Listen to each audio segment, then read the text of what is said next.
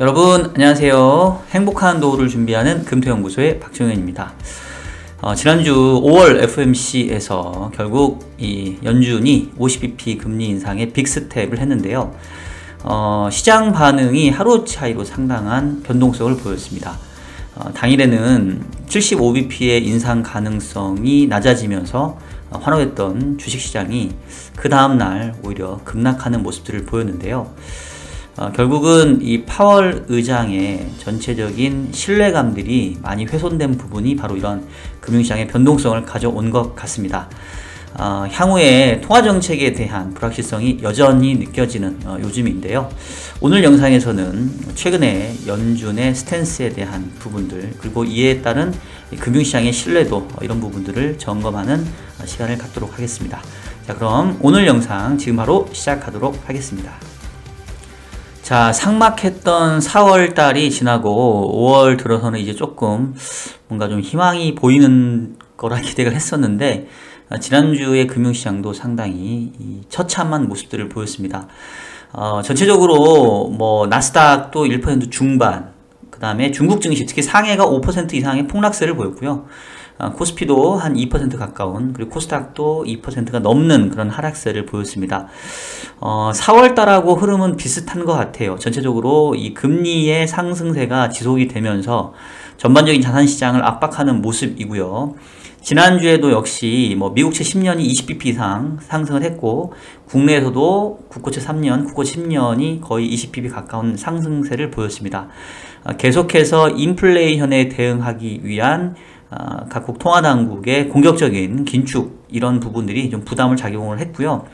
지난주에도 역시 달러 인덱스만 강세를 보였고, 유가하고 나머지는 대부분 다 약세를 면치 못했던 그런 시장 흐름들을 보였습니다.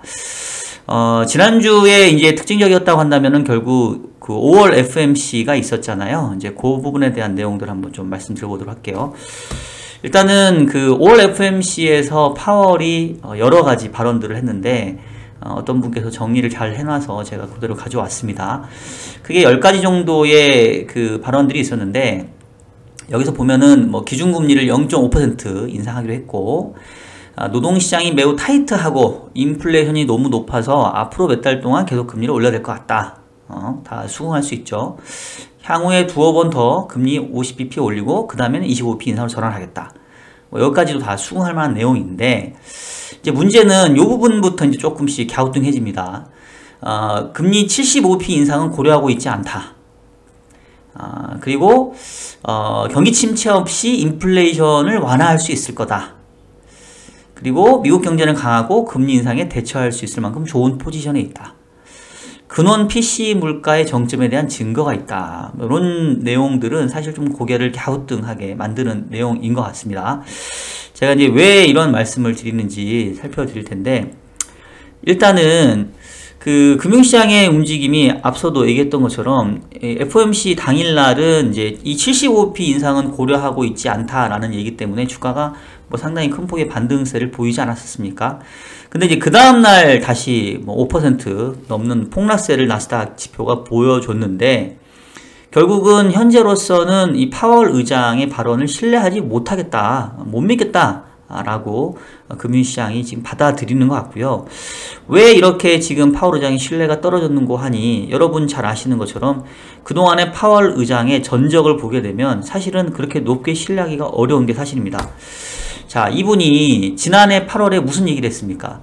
이 잭슨홀 미팅에서 최근의 물가 상승은 일시적인 요인에 의한 것으로 판단되고, 그래서 일시적인 인플레에 대한 대응은 득보다 실이 많을 거다라고 이제 얘기를 하셨었죠. 그 당시에 이제 여름철부터 이 물가 상승 압력세가 상당히 가팔라지기 시작하는 그런 부분이었는데, 뭐 그 당시에 연준의 판단은 최근 인플레 뭐 일시적이야. 뭐 이렇게 물가 일시적으로 오르는데 뭐 여기다가 통화정책으로 반응하면 이거 나중에 뭐 더 안 좋아질 수 있어. 뭐 이런 판단을 했다라는 거죠. 근데 뭐 그 뒤에 벌어진 일은 여러분 너무 잘 알고 계시죠. 최근에 이 4월 소비자 물가 상승률이 무려 8.5%까지 급등하는 모습들을 보이면서 더 이상 이제 연준은 최근의 물가를 일시적이라고 얘기를 할 수 없게 됐고요.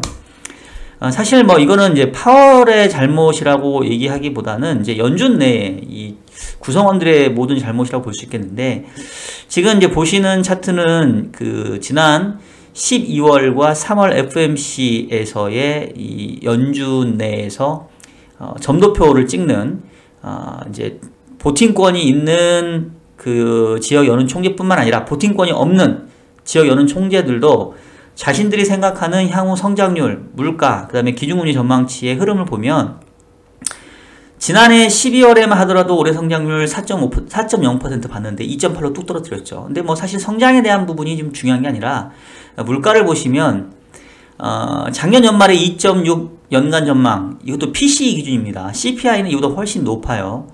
이게 지금 뭐 4.3%로 대폭 상향이 됐는데, 사실 이제 그 6월달 FMC가 6월 14일인가 있거든요. 그때 가면 아마 더 상향 조정될 겁니다. 물가에 대한 전망이 계속 틀리고 있고요. 제일 심각한 거는 이제 기준금리 전망인데, 원래는 작년 12월에 올해 기준금리의 종가가 한 0.9 정도 될 거다, 상단으로. 그러니까 한 0.75에서 1.0 정도 받겠죠.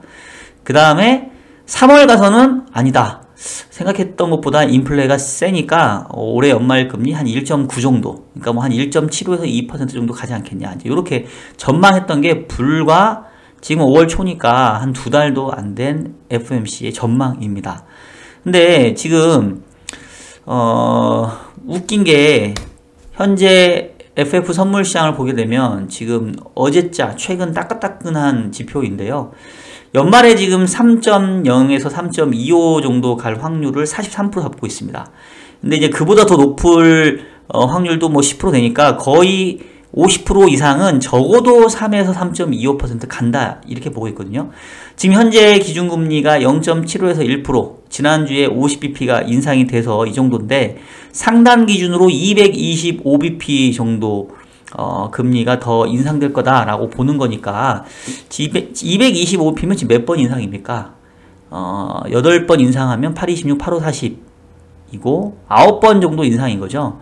그러니까 남은 회의 동안 한 50bp씩 한 2번 정도 더 하고, 그 다음에 또 계속 연말까지 25bp씩 꾸역꾸역 더 해야 연말 기준금리가 3에서 3.25%가 되는 레벨인데, 원래 3월 FOMC 때 보면 23년도 내년 가서나 한 2.8 정도로 기준금리가 높아졌다가 그 다음에 이제 길게 보면 좀 떨어진다, 이제 이런 전망을 했었는데, 지금 내년도 예상됐던 기준금리 2.8 수준보다도 지금 시장에서는 올해 연말 금리를 더 높게 보고 있다. 이제 그만큼 시장의 불신이 크다라는 걸 알 수가 있겠고요. 더 재밌는 것은 분명히 파월 의장은 5월 FOMC에서 75bp 인상 가능성이 검토하고 있지 않다라고 얘기했는데, 지금 FF 선물시장에서 지금 6월 15일 날 있는 기준금리 전망치 변화가 지금 75bp 인상 확률을 무려 83%나 보고 있습니다. 그러니까 시장은 전혀 안 민다는 거죠. 결국은 계속해서 이 파월과 연준이 이 물가에 대한 전망을 잘못하고, 그 다음에 이제 오히려 시간이 가면 갈수록, 제가 이제 계속 요즘에 이제 방송에서 이런 표현을 쓰는데, 호미로 막을 거를 가래로 막고 있다. 그러니까 작년부터 미리미리 기준금리 인상을 해서 물가에 대응을 했더라면 뭐 이렇게까지 긴박하게 금리를 안 올렸어도 됐을 텐데, 지금 물가에 대해서 너무 안일하게 판단을 하다 보니까 이제 시간이 가면 갈수록 뭐 예를 들면 한 200bp 인상으로 물가를 안정시킬 수 있는 거를 이제는 막 300bp, 400bp 올려야 겨우 물가를 잡을 수 있는 이런 상황에서 몰려간다는 거예요. 그러니까 상당히 참 안타까운 상황이고, 뭐 제가 옛날에 이제 속된 말로 이제 그 호랭이 사자, 새끼 사자를 갖다 키운 건데 너무 이제 귀엽죠, 얘가. 그래서 처음에는 애완형이고 너무 귀엽고 막 고양이랑 별 차이가 없어서 키웠는데, 나중에 지나고 보니까 막 얘가 갈기가 나오고 밀림의 왕이 되죠. 그러니까 제가 봤을 때는 연준의 이 인플레에 대한 판단이 이랬던 것 같아요. 그동안 몇십 년 동안 거의 금융위기 이후에 십몇 년 동안 이 이른바 디플레이션 압력에 시달려 왔기 때문에 인플레이션에 대한 조짐이 나타났음에도 불구하고, 아유 이거 뭐 얼마 안 돼, 뭐 인플레 나타나 봤자지, 인플레 나타나면 우리가 뭐 잡으면 되지, 우리 인플레 잡는 거는 우리 선수야, 이렇게 안일하게 생각했다는 건데, 최근에 나타났던 인플레는 이게 이제 몇 년 만에 나타나다 보니까 이게 훨씬 더 막강해졌고, 거기다가 이제 러시아하고 우크라이나의 전쟁까지 겹쳐지면서 더욱더 이제 그 위세를 강하게 하고 있는데, 이미 뒤처져 버린 연준이 과연 이제 이 물가 잡는 게 쉽겠느냐, 이제 이런 우려들이 드는 거고요. 더욱더 우려되는 거는 현재의 이 연준, 특히 파월 의장의 판단이 여전히 상당히 뭐랄까, 여전히 정신 못 차린 것 같다, 쉽게 말하면. 어떤 부분들이 이제 그러냐면, 근원 PC 물가의 정점에 대한 증거가 있다. 야, 이게 제가 봤을 때는 아직도 좀 정신을 못 차린 것 같아요. 뭐 설령 그렇다 하더라도 연준 입장에서는 오히려 어떠한 수단과 방법을 동원하더라도 물가를 잡을 것이다. 최근에 물가가 다소 좀 정점을 기록하는 듯한 얘기들이 있긴 하지만 뭐 그걸로는 만족 못한다. 뭐 이제 이런 얘기들이 나와야 되는데 75bp 인상은 고려하지 않고 있다. 그 다음에 물가 정점에 대한 증거가 있다. 이렇게 얘기를 해보니까 지금 시장은 어떻게 생각하냐면 첫날은 되게 좋아했죠. 이거 뭐 생각보다 긴축이 별로 세지 않나 보다. 미국 경제 되게 강건한가 보다. 물가가 이제 뭐 어느 정도 고점 지나나 보다. 그러면 이 금융시장 중에서도 주식시장은 그동안 이제 조정도 받았겠다. 이제 다시 이제 매수 타이밍. 이렇게 들어가는 건데, 이 하루 지나고 보니까 다들 생각해보니 별로 아닌 것 같거든요. 왜냐면 최근에 물가 상황들 누가 봐도 이거 단기 끝나기가 좀 어려워 보이거든요. 설령 물가가 8.5%로 고점을 찍었다 하더라도 이게 떨어져 봐야 지금 얼마나 의미있게 떨어지겠어요. 그래서 제가 봤을 때는 파월 의장의 이 안일한 물가에 대한 인식 자체가 여전히 상당한 위험 요인으로 작용하고 있다. 이런 생각이 들고요. 그리고 이제 채권시장 관련해서 이제 수급적으로 얘기를 한 게, 이제 양적 긴축에 대한 스케줄로 이제 얘기를 했죠. 초반에는 이제 국채 300억 달러, MBS 150억 달러 해가지고 450억 달러씩 줄이다가 이제 950억 달러씩 확장하기로 했는데, 일단은 지난 2017년하고 지금하고는 연준이 보유하고 있는 채권의 만기 구성이 많이 다릅니다. 지금은 1년 이내에 만기가 도래하는 그 채권들이 상당히 많아요. 그래서 연준이 보유 채권을 재투자하지만 않다 하더라도 얼마든지 이제 유동성을 지금 환수할 수 있는 상황이고요. 이제 그러다 보니까 최근에 조금 재밌는 현상이, 미국의 이 수익률 곡선의 커브를 보게 되면 상당히 가파른 형태가 지금 유지가 되고 있습니다. 이게 원래 기준금리가 이렇게 인상이 되면 커브가 이렇게 가파르지가 않거든요. 지금 빨간색이 지난주 그 금요일날 5월 6일자의 그 수익률 곡선인데, 50bp 금리 인상을 했음에도 불구하고 오히려 이 장단기금 차의 역전 구간들이 많이 해소가 됐어요. 특히나 2년 금리하고 10년짜리 금리는 지금 상당히 많이 스프레드가 벌어졌습니다. 한때 역전이 났던 거하고 비교해 보면은 지금 많이 스프레드가 좀 벌어졌고요. 그 얘기는 이제 두 가지 원인으로 해석할 수 있는데, 첫 번째는 아까 얘기했던 것처럼 인플레이션을 때려잡겠다는 연준을 못 믿는다, 시장이. 원래는 이 금리 인상을 통해서 향후에 인플레이션이 낮아질 거라는 생각이 들면 이 수익률 곡선이 누워야 되거든요. 즉 단기 쪽은 올라가지만 장기 쪽은 좀 내려와 줘야 돼요. 근데 장기 쪽이 지금 같이 올라가 준다는 얘기는, 요 정도의 금리 인상, 요 정도의 안일한 이 물가에 대한 판단과 긴축만으로는 물가 못 잡아. 그러면 이제 이 물가에 민감한 장기채 금리는 더 올라갈 수밖에 없죠. 이게 첫 번째 원인이고요. 두 번째는 이제 앞서 얘기했던 것처럼 양적 긴축에 대해서 이제 연준이 양적 긴축을 이제 뭐 처음에는 짧게 시작하지만 3개월 뒤에는 950억 달러씩 하기로 했기 때문에, 그럼 이제 수급상 어쨌든 장기채 상승 요인이긴 하거든요. 자, 그런데 사실은 지난 2017년 11월부터 2019년 8월까지 진행됐던 양적 긴축 기간에 보게 되면 이 빨간색으로 표시하는 게 미국채 10년 금리인데, 초반에는 오르지만 그 뒤로는 이렇게 쭉 금리가 급락하는 걸 볼 수가 있어요. 그리고 사실은 이 양적 긴축 기간의 후반부가 훨씬 더 자산을 줄이는 규모가 더 늘어났음에도 불구하고 오히려 금리는 하락을 합니다. 그러니까 이제 제가 계속 말씀을 드리는데, 이 채권 시장에서 이 금리를 결정하는 요인들이 무수히 많죠. 이제 수급은 그 중에 한 가지일 뿐이고, 기준금리도 마찬가지입니다. 결과적으로 이 장기채 금리에 영향을 주는 가장 절대적인 요인은 경기 자체예요, 경기 자체.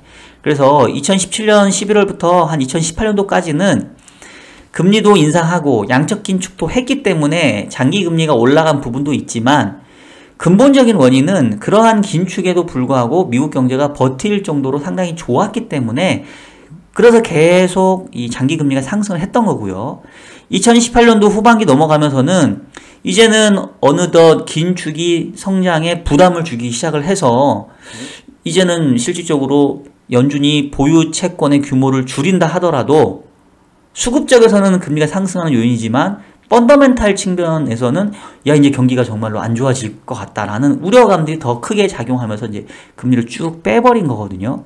그래서 지금 제가 얘기하고 싶은 건 뭐냐면, 지금 이제 5월 FOMC에서 향후에 뭐 두어 번 정도 50bp 인상을 더 예고했고, 이제 양적 긴축도 시작이 됐기 때문에 뭐 기준금리가 올라가고 연준의 보유 채권 규모도 줄어드니까 이 자체로만 보게 되면 채권 금리의 상승 요인인 것처럼 보이죠. 그리고 초반에는 그럴 거예요. 근데 이게 이제 계속 누적이 돼서 정말로 경기에 부담을 주기 시작을 하게 되면 그때부터는 경기 침체에 대한 우려감들이 반영되면서 오히려 금리를 하락 쪽으로 전환시키게 될 겁니다.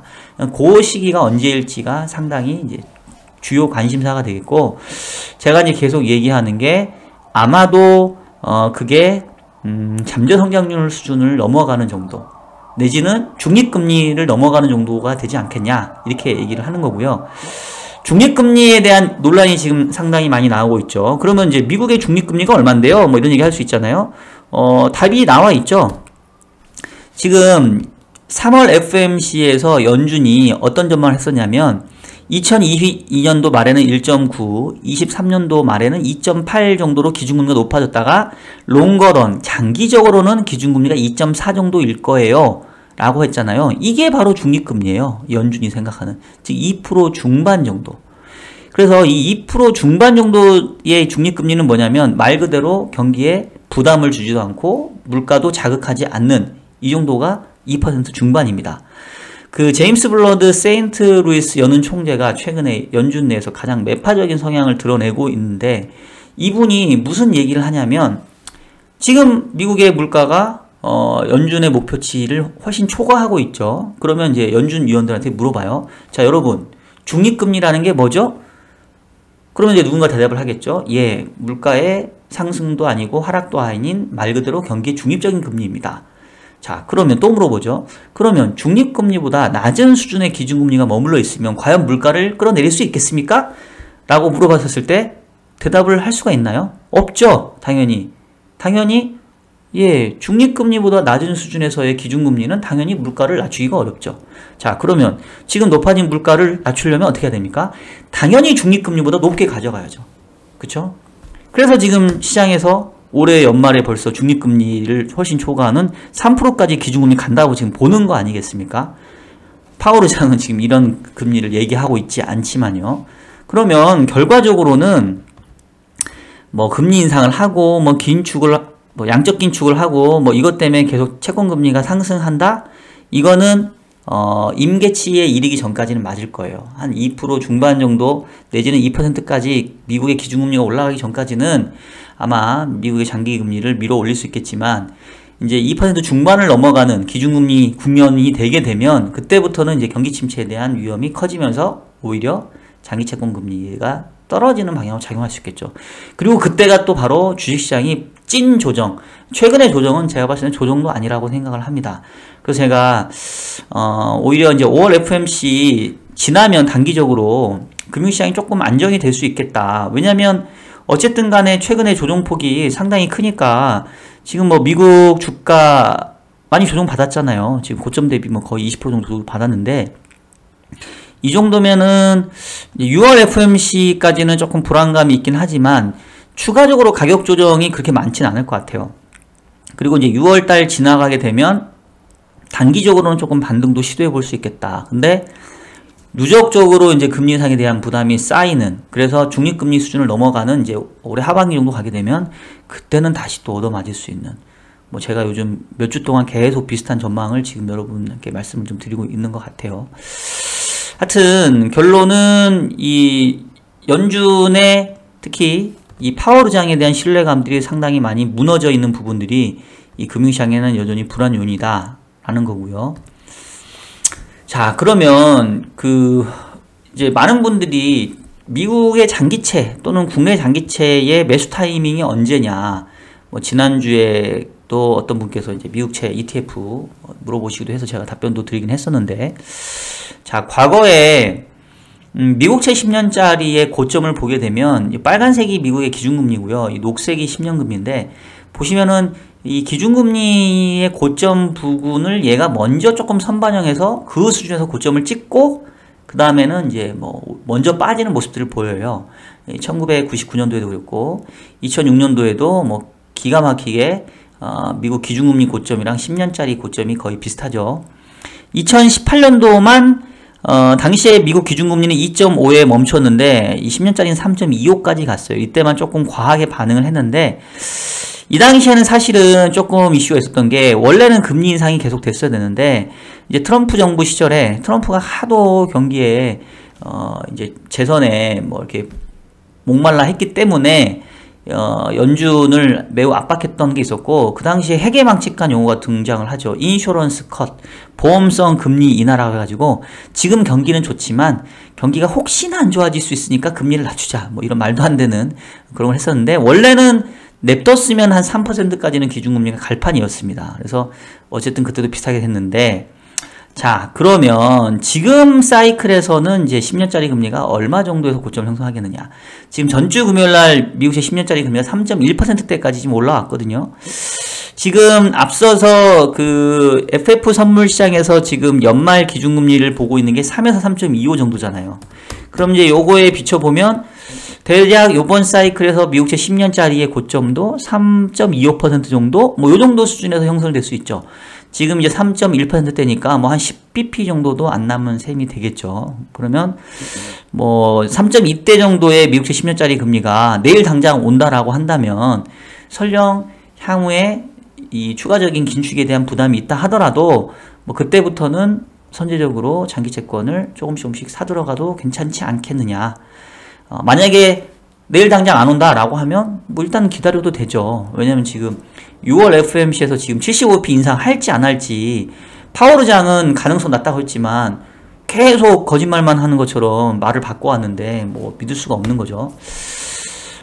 최근에 이제 뭐 장단기 금리 차의 모습도 앞서 얘기했던 것처럼 이제 오히려 벌어지고 있는 시장이 이제 못 믿는다. 이제 이런 흐름들을 좀 짚어드렸고요. 자, 그 다음 주에 중요한 이벤트 여러분 뭐가 있냐면, 다음 주에 뭐 사실 많이 있어요. 중국 수출입도 있고 대통령 취임식도 있고 하는데, 다음 주는 수요일 날이 빅데이입니다. 수요일 날. 중국의 4월 CPI, PPI가 나오기도 하고요. 이제 11일 수요일 날 저녁에 미국의 CPI가 나옵니다. 이게 참 걱정이 됩니다. 지금 일단은 그 미국의 CPI가 지금 지난달이 3월 물가가 8.5%로 40년대 최고치를 찍었지 않았습니까? 근데 지금 요번에 4월달 전망은 컨센이 8.1%예요. 그러니까 조금 이제 낮아지긴 하죠. 왜냐면 이제 이게 기저효과가 작용을 하기 때문에, 보시면 작년에 이제 언제냐, 4월이 요께거든요.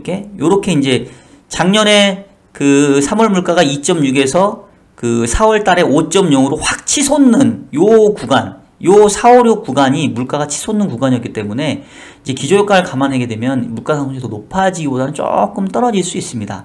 그래서 이제 이거를 보고 최근에 물가 상승률이 고점에 징후들이 있다라고 이제 파월 의장이 얘기를 한 건데, 일단은 물가의 상승률이 조금 꺾이긴 하면 심리적으로는 조금 안도감은 줄 수는 있겠죠. 뭐 방향성이 좀 꺾였다고 생각하니까. 근데 지나놓고 보면 여전히 8% 높은 물가 수준이고요. 연말까지 간다고 했을 때 이게 그렇게 많이 떨어지기가 어려워 보입니다. 왜냐하면 이제 유가를 보시면 어느 정도 우리가 유추를 해볼 수가 있는데, 지금 유가가 어딨니? 유가 찾는데 맨날 시간이 걸려요, 제가 지금. 유가가, 예, 요거죠. 보시면, 작년의 유가의 흐름을 보면, 작년 5월 달에 유가가 한 60불, 65불 했다가, 7월 달 가게 되면 80불, 75불 정도 좀 높아져요. 그래서 요런 구간에 이제 들어가기 때문에, 지금 유가가 더 높아지지만 않으면, 웬만하면 5월, 6월, 7월은 조금은 유가에 의해서라도 물가 상승률이 낮아지는 구간이 될 수 있습니다. 특히나, 작년 10월 같은 경우는 유가 상승률이 한 85불까지 갔기 때문에, 지금부터 올해 한 3분기 후반까지는 전반적으로 물가 상승률이 조금 낮아지는 그런 그림이 나타날 거예요. 기저효과 때문에. 근데, 문제가, 올해 4분기 가면 또 달라져요. 지금 작년 10월부터 작년 연말까지 또 유가가 뚝 떨어져가지고 물가 평균이 한 70불밖에 안 되거든요. 근데 최근에 유가가 지금 다시 오르잖아요. 100불대, 110불대 정도로. 그러면 이제 기저효과를 타게 되면 2분기, 3분기 일시적으로 물가가 조금 낮아지는 듯 하다가 다시 4분기 가면 물가도 올라갈 수 있습니다.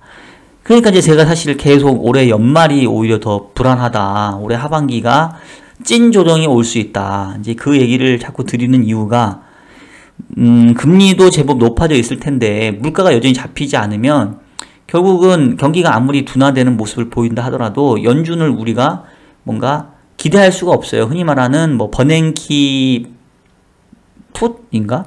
그죠? 버냉키 풋, 뭐, 파월 풋, 즉, 주식시장이 크게 조정을 받을 것 같으면 조금 완화적인 스탠스를 취해줘서 이 금융시장을 받치는 역할들을 해왔었는데, 높은 물가가 계속 지속이 되면 이제는 뭐 주가가 조정받고 경기가 둔화된다 하더라도 물가를 감안해서 쉽게 완화 정책을 못 써준다는 얘기입니다. 그래서 오히려 지금보다는 하반기, 특히 연말께 정도가 더 불안하다, 이런 말씀을 좀 드리는 거고요. 일단 단기적으로는 물가 상승률의 고점을 조금 찍고 좀 떨어지는 모습들을 좀 보일 것 같아서, 그래서 이제 주식시장 관점에서는 앞서서 잠깐 얘기한 것처럼 이제 6월달 FOMC까지는 뭐 주가가 크게 반등하기도 쉽지는 않지만 뭐 가격이 더 빠질 것 같지는 않다. 어느 정도 이제 조금 바닥을 좀 잡는 모습은 좀 보여줄 것 같고, 6월 지나서 6, 7, 8월 정도까지는 좀 반등의 실마리도 기대는 해볼 수가 있겠다. 근데 어디까지나 일시적인 반등이고 연말 가면 또 걱정이 된다. 이런 말씀을 이제 계속 드리고 있고요. 그 와중에 결국은 우리가 포트상에서 이제 계속 투자에 관심을 가져야 될 거는 이제 오히려 장기채. 지금 단기적으로는 금리가 상승하는 모습이겠지만 이미 경기에 대한 둔화 쪽 우려가 좀 커지기 시작을 했고, 물가도 조금 단기적으로 피크아웃 얘기가 좀 나오게 된다면 장기채 금리가 뭐 지금 미국채 10년이 3.13, 아까 제가 한 3.25 정도면은 요번 사이클에서 거의 고점 부분이라고 말씀을 드렸죠. 그리고 뭐 국내 국고채 10년은 3.4거든요. 3.5 정도만 넘어가도 제가 봤을 때는 뭐 매수하기에 부담 없는 레벨이 될 수가 있습니다. 그래서 전반적인 포트는 주식을 지금 싸다고 해서 뭐 들어간다? 단기 트레이딩은 돼요. 근데 포지션을 길게 가져가는 우리 퇴직연금 포트에서는 뭐 오히려 금리가 올라갈 때 채권 비중을 늘리는 기회로 삼고, 주식이 이제 반등할 걸로 예상이 되는 뭐 한 5월 후반부, 6월, 7월, 8월 요 개 정도는 오히려 주가가 반등하면 조금 오히려 비중을 줄이는 뭐 이런 정도의 흐름으로 저는 좀 생각을 하고 있는 상황입니다. 자, 요 정도로 해서 오늘 내용은 말씀드리도록 하겠습니다. 자, 지금까지 이 최근에 이 파월 의장을 둘러싼 이 신뢰성의 훼손 부분들에 대해서 살펴봤고요. 중앙은행의 가장 큰 무기는 신뢰성이라는 얘기가 있습니다. 그동안 많은 어떤 말바꾸기와 또 이 물가 전망에 실패한 파월 의장과 연준으로서 향후에 신뢰감을 다시 되찾을 수 있는 그런 계기는 역설적이게도 어쩌면 초반에 아주 강하게 인플레이션을 잡기 위한 강도 높은 긴축이 될 가능성이 높아 보이고요. 그런 차원에서 6월 FOMC에서 75bp 인상 가능성을 여전히 배제할 수 없는 그런 시장 환경이라고 생각을 합니다. 그래서 당분간 계속 시장 흐름 자체는 그렇게 썩 좋지는 못하겠는데요. 다만 이제 가격적인 조정이 많이 있었기 때문에 추가적인 가격 조정보다는 상당히 좀 불안불안한 흐름들로 좀 이어질 가능성이 커 보이고, 6월 FOMC 이후에는 단기 반등은 있을 수 있지만 그 단기 반등은 어쩌면 큰 조정이 오기 전에 마지막 반등일 가능성이 크니까 그때를 우리가 포트폴리오의 조정의 기회로 좀 삼아야 되겠다, 이런 말씀을 좀 드리겠고요. 아직은 뭐 시간이 또 있으니까 계속해서 추후에 지금의 전망들을 업데이트 해 가면서 여러분들께 제 의견들 말씀드리도록 하겠습니다. 자, 지금까지 저는 금토연구소의 박종현이었고요. 다음 주에 더욱 유익한 영상으로 찾아뵙도록 하겠습니다. 여러분 안녕.